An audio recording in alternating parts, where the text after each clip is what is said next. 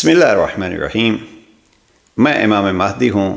اس دعوے نے کویت کے ممبر آف پارلیمنٹ کو کیسے شیعہ بنایا، ایک دلچسپ کہانی جو خود ان کی اپنی زبانی میں نے سنی اور آپ کی خدمت میں پیش کر رہا ہوں۔ امام مہدی کی ولادت کے ایام ہیں، اس حوالے سے جناب شیخ فیصل الدویسان اس وقت بھی وہ موجود ہیں۔ وہ کہتے ہیں کہ 1979 میں یکم محرم 1400 ہجری کو ایک گروہ آتا ہے اور وہ کعبہ پہ قبضہ کرتا ہے۔ حقیقت میں ایک شخص ہے جہیمان العتیبی، شیخ ابن باز کا شاگرد ہے، اور اس کا ایک بہنوئی ہے محمد ابن عبداللہ قحطانی، وہ بھی ظاہراً ابن باز کا شاگرد ہے۔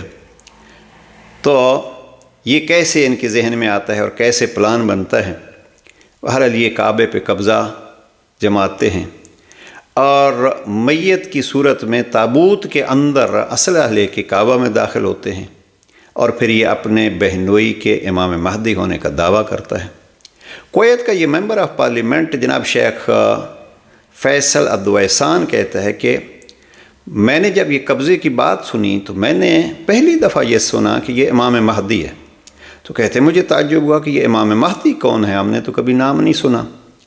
تو مجھے دو قسم کے جواب دیے گئے۔ ان کی یہ ویڈیو موجود ہے اس پہ یوٹیوب پہ، بہرحال الفاظ میرے اپنے ہیں، اور وہ کہتے ہیں کہ میں نے کبھی نام نہیں سنا تھا۔ تو میں نے جب یہ پوچھا اپنے علماء سے کہ یہ امام مہدی کون ہے، تو مجھے دو قسم کے جواب دیے گئے۔ ایک یہ کہ آخری زمانے میں ایک شخصیت آئے گی جو زمین کو عدل و انصاف سے بھر دے گی، اور مجھے جو زیادہ متاثر کیا اس جملے نے کہ حضرت عیسیٰ اس کے پیچھے نماز پڑھیں گے۔ مجھے تعجب ہوا کہ کوئی اتنی بڑی شخصیت آنے والی ہے جس شخصیت کے پیچھے حضرت عیسیٰ نماز پڑھیں گے، اور ہم اس شخصیت کو جانتی نہیں ہیں۔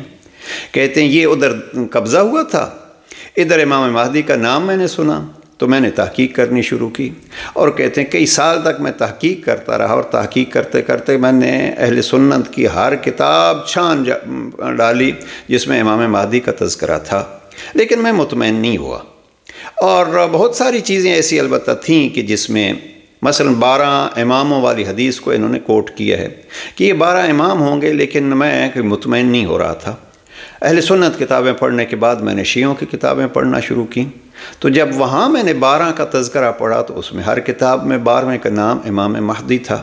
تو مجھے لگا کہ یہ 12 کا سلسلہ کیا ہے، اور میں نے پھر اس پہ مزید تحقیق کی، تو مجھے جہاں سکون ملا اور اعتماد ملا کہ یہ امام مہدی اگر ہیں اور اتنے عظیم ہیں، اور بہت ساری روایات شیعہ سنی میں مشترکہ ہیں، مثلا بالخصوص 12 کی روایت، تو وہ کہتے ہیں مجھے یہی یقین ہوا کہ یہ امام مہدی کو مد نظر رکھتے ہوئے اگر یہ حقیقت پوری ہوتی ہے تو وہ شیعہ کے ہاں ہوتی ہے، اور پھر یہ یوں شیعہ ہو جاتے ہیں۔ تو ہم اس کو یوں کہتے ہیں کہ امام مہدی کے دعوے نے اس شیخ فیصل الدویسان کو شیعہ بنا دیا۔ البتہ ہم یہ اس وقت تفصیل میں نہیں جانا چاہتے۔ میں گزارش کروں گا، امام زمانہ کے امام مہدی علیہ السلام کی ولادت کے ایام ہیں، تو بہت سارے لوگ بہت ساری باتیں کرتے ہیں، بلکہ اس زمانے میں تو عجب یہ ہے کہ بعض لوگ گستاخیاں بھی کرتے ہیں۔ تو میں ان سے گزارش کروں گا کہ اگر فرصت ملے تو ڈاکٹر طاہر القادری صاحب کی یہ کتاب ایک دفعہ ضرور پڑھیے گا، القول المعتبر فی الامام المنتظر۔